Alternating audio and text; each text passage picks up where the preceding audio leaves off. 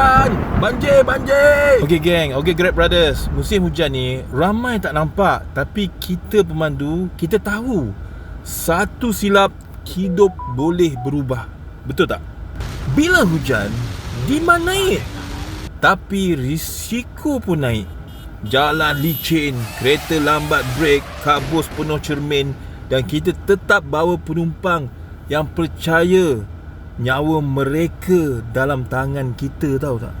Sebab itu, sebelum keluar, aku wajib cek wiper mesti jelas, tayar cukup grip, lampu depan dan brake light kena terang, defogger hidup awal. Benda kecil-kecil ni lah, tapi boleh menyelamatkan nyawa kita. Setuju tak? Hujan memang bawa banyak rezeki, kerana ramai yang malas keluar bawa kereta, ramai cari Grab. So aku fokus pada mall, office, LRT. Tapi aku tak kejar masa, aku jaga flow, steady. Selagi selamat, rezeki tak ke mana.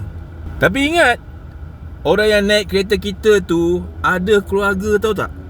Tunggu di rumah tu. Keluarga mereka tunggu di rumah.